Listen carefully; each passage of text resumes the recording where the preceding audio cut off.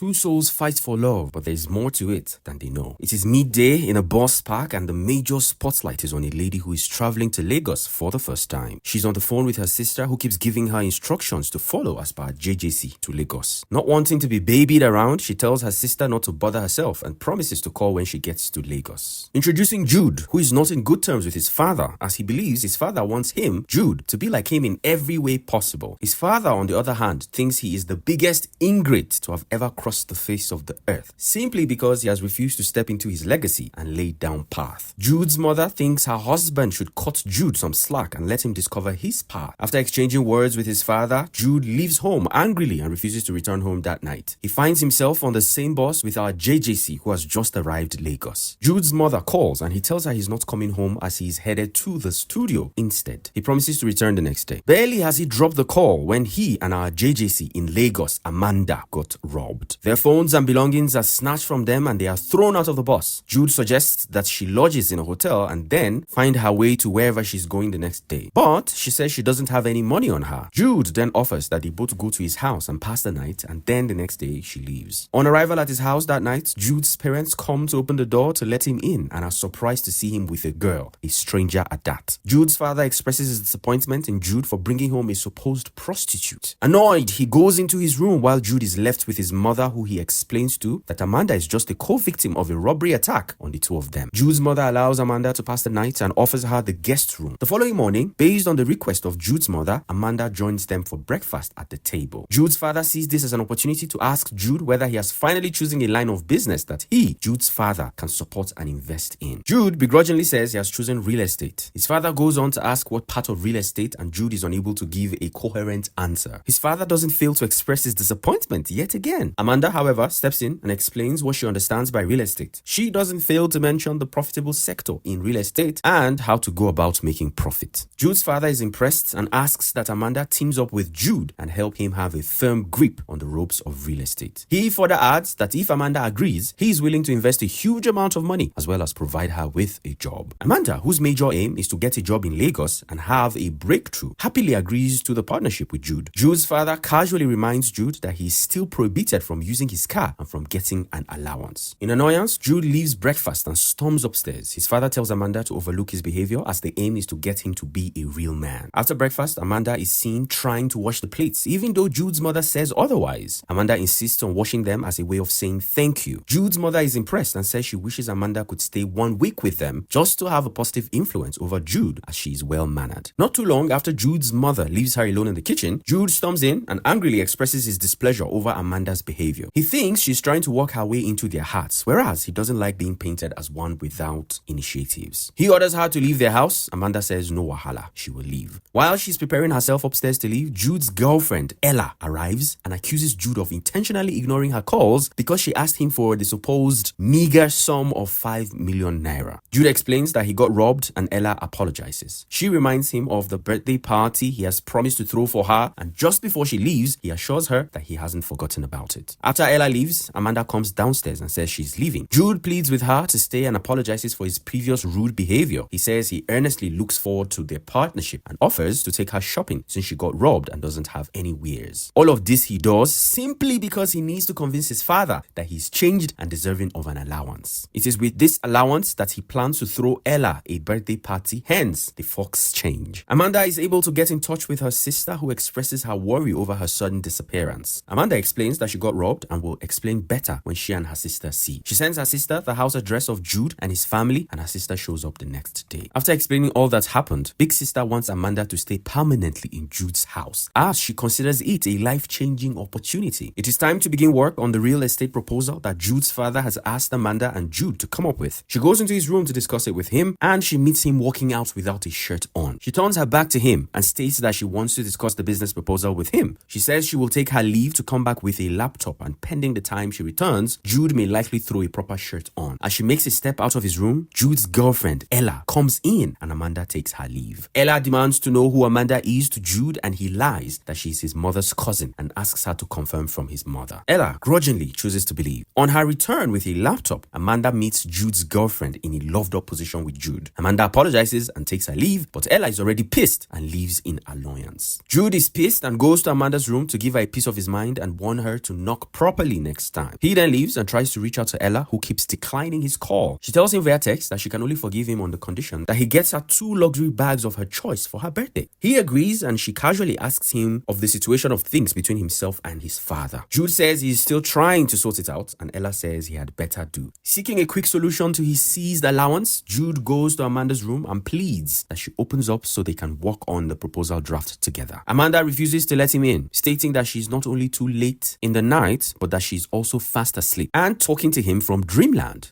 Fear and angry woman. Oh. The next morning, Amanda and Jude meet in the kitchen and Jude teases her on finally being awake. He asks if she's intentionally delaying their working on their project and Amanda says she isn't the one bringing girls home instead of working. Jude corrects her that Ella is his girl and fiancée and not just any type of girl. Amanda asks if he truly plans to wife her and he says yes, causing her to laugh. Jude doesn't understand why she laughs each time Ella's name is brought up and she explains that she doesn't think Ella truly loves him. Plus, his mother says she isn't well-mannered. Jude asks her to mind her business before leaving the kitchen. Work on the real estate business proposal begins in earnest and Jude and Amanda put heads together to make a draft, at least not until Jude zones out and stops paying attention. He excuses himself and goes into the room where he starts playing the keyboard and singing his heart out. Amanda goes to check on him, but on seeing that he's having the time of his life with his keyboard, she's impressed and turns back at the door. Thankfully, Jude isn't even aware of her presence. Ella arrives not too long and interrupts his solo bedroom stage performance. She's annoyed that even though the next day is her birthday, nothing has been put in place as regards her birthday. Jude says he's trying his best, but Ella says she isn't seeing it. They throw words at each other and Jude's emotions getting the better part of him says he doesn't care about her birthday party and that she can go to hell. Ella says she will do better than going to hell and storms out of his house. That night, Jude tries futilely to reach out to her after their fight. He sends her a voice note apologizing to her, but when she eventually replies to his voice note, it is to lash out at him, broke shame him, and warn him to stay away from her. Downcast, he replays the voice note over and over again till Amanda comes into his room and sees him playing the voice note over and over again. She snatches the phone from him and pauses the voice note, telling him listening to it over and over again is pointless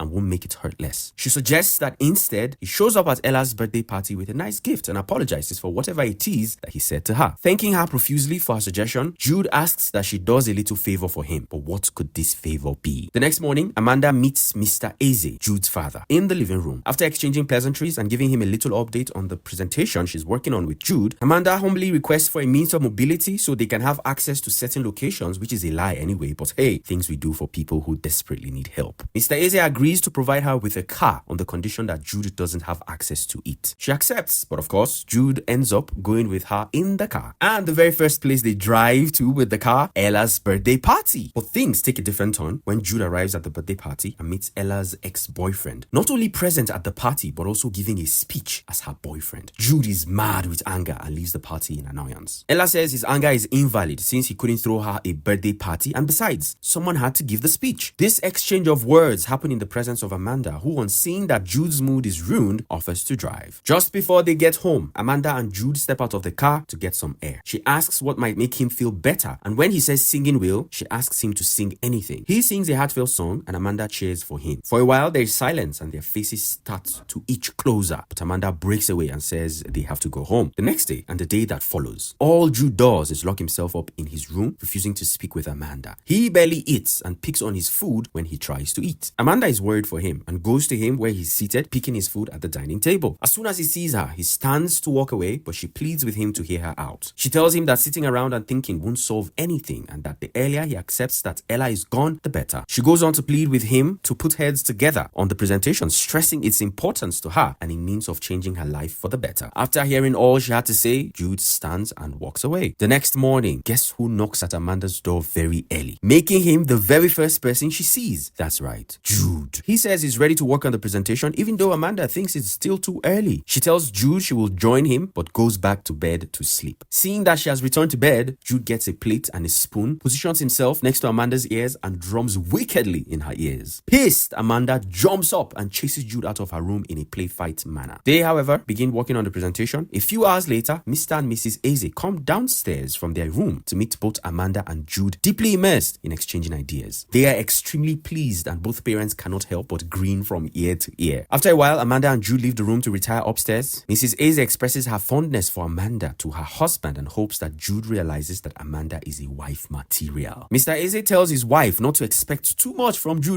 as he prefers brainless girls like Ella. Ella. His wife says he should put his mind to rest, as from her observation, something about Jude has changed. Mr. Eze says the change had better be permanent. Oh yeah, now, let's see how that change goes. The following day, Amanda and Jude continue their brainstorming on their presentation while Amanda explains. Jude dozes off and she wakes him up by tossing a pillow at him. He tosses his own back, and so the tossing game and running around the living room begins. They are suddenly interrupted by Mr. Eze's presence and pretend to be deeply engrossed in their brainstorming session. Mr. Eze doesn't say anything. Instead, he chuckles and walks away, and then the tossing game continues. The following day, they continue their brainstorming session, and Jude has become more invested in the presentation. He even gives a mock pitch and earns himself applause from Amanda. Amid the brainstorming, Ella calls and Jude refuses to pick up. After much persuasion from Amanda, he finally picks up. And guess who we have in Jude's bed in a loved-up position with him the following day? Ella! While cuddling and kissing, Amanda barges into Jude's room without knocking, and on seeing the situation on ground, apologizes and excuses herself. Jude's mood changes, and he no longer wants to kiss and cuddle Ella. He asks that she state what she came to do. After all, didn't she say she wanted to talk about her ex? Ella says that was all to get under his skin and that he's the one she wants. Back in her room, Amanda is pissed and doesn't even know how to feel. Even when Jude comes knocking moments later, requesting that they talk, she refuses to see him. The next day, Mrs. Eze sees Amanda in the kitchen and comments on her refusal to come downstairs. Amanda says she's only observing a solitary phase and does that when she's stressed. Jude joins them in the kitchen and Mrs. Eze has to excuse herself. He asks Amanda why she has been avoiding him and she says she has been busy. Jude states that they ought to be working on the presentation together, and Amanda says not to worry, that she no longer needs his help since he now has more pressing romantic needs to attend to. Jude apologizes for not telling her about Ella's return. Amanda says it's nothing, since she is nothing but an insignificant part of the house. Then she leaves Jude in the kitchen. That night, loverboy Jude calls Ella to come over as he has composed a song for her. Ella gives an excuse of being as a vigil and promises to be with him the next morning. Meanwhile, the supposed vigil location is a club with her ex-boyfriend, Neo. As fate will have it, Jude's friend sent him a picture of Neo and Ella together at a club. Jude is mad and confronts Ella on her arrival, who still lies that she went to a vigil. Jude shows her a picture of herself and her ex, and suddenly there was a cut. Seeing that she's been caught and Jude demands her to leave his house, she lashes at him and calls him a daddy's boy with no personal property. Then she leaves. The next day, as Amanda walks alone on the presentation, Jude slips a note under her door. In the note, he apologizes for taking her for granted and confesses that it took losing her friendship to realize that she's the best thing to have ever happened to him, as she is a teacher, partner, and above all, a true friend. He requests to be part of her team again, and importantly, to be her friend again. He ends the letter by saying although she doesn't need him, he needs her. Amanda accepts the apology, but not without a payback. The next morning, she grabs the cover of a pot and a spoon and goes into Jude's room. Positioning herself properly next to his ear, she drums wickedly and says it is time for him to get up and work on their presentation. Of course, that's her way of telling Jude that she has forgiven him. He expresses his thanks. The following evening, after Jude answers a call where his friend showers his praises on his newly composed song, Amanda walks in his room, stays at the door for a moment, and watches him sing. Afterwards, she comes in. Jude sees her and says he had no idea she has been watching him. He thinks it is time for presentation analysis, but Amanda has something else to say. She asks how music makes Jude feel and starts explaining how music is life to him and makes him come alive. Amanda requests that he also teaches her how to come alive like him, and he offers to teach her the keyboard. They bond more through playing the keyboard. Amanda expresses her fear of messing up after the brainstorming session the following morning, and Jude assures her that they will do just fine. He further states that he would rather mess up with her than mess up with anyone else, which is very heartwarming for Amanda. The day of the presentation finally arrives, and just as Amanda and Jude are set to leave, looking all good in their official ways, Jude gets a call from his friend as regards his song. Two-Face has heard the song and would like that Jude sings it as an opening song at his concert. This means Jude has to start leaving for the airport at that moment. He, however, declines the offer because it clashes with the presentation. Amanda is in disbelief but doesn't say anything. They both leave for the presentation with Mr. and Mrs. Eze feeling proud of both Amanda and Jude. Amanda and Jude leave for the office in the same car, while Mr. Eze and his driver leave in a separate car. As Amanda drives herself and Jude to the office, she supposedly takes a different route leading to the airport. Jude is surprised and asks what she's doing. Amanda asks that he follows his dreams and go to the Two-Faces concert. His friend calls again and Jude answers the call, telling him he is on the way to the airport. Meanwhile, when Mr. Eze calls, Jude assures him that he's on the way to the office. Mr. Eze ends the call by telling Jude he is proud of him. Since he left the house without his luggage, Jude returns home to pick it up. His mother is surprised to see him and he hurriedly explains that he got called to open Two-Faces concert with his song. He further states that music is what what he wants to do. His mother expresses her support and commends him for being his own man. Amanda returns late at night from the airport to meet a worried Mr. Eze. He asks of Jude, and he is told that Jude has traveled to Abuja for a music concert. Mr. Eze is mad that Amanda and Jude stood him up at a board meeting for a music concert. Amanda starts to lecture him on allowing Jude to be his own man. She says Mr. Eze is too obsessed with turning Jude into himself and should take a step back. Amanda asks both parents if they know what makes Jude feel alive. Both parents have no answer, and Amanda tells them it is music. Mr. Eze is livid with anger and throws Amanda out of his house. While Amanda goes to her luggage, Mrs. Eze tells her husband that Amanda has a point and manages to connect with Jude in a way that neither of them has. That doesn't change Mr. Eze's mind, as Amanda ends up leaving after thanking both parents for the opportunity. Back in her elder sister's place, Amanda keeps hoping that Jude will call her or reach out to her in one way or the other, but it doesn't happen. A year later, Amanda is walking the streets of Lagos when a luxury jeep gets in her way. She threatens to break the windshield before seeing that it is Jude's car. They hug and are happy to see each other. Switch things up to Ella, who is with Neo when a TV show suddenly brings up Jude in an interview as an artist with 2 awards. In the course of the interview, he says one of the award-winning songs is dedicated to his fiancée, Amanda. Oh boy, see Ella, see premium tears. If only tears could bring back Jude to her, but alas, Jude belongs to Amanda forever. Love and everything in between is such a good watch and is highly recommended for anyone who is seeking to see a quality and well-paced romance movie.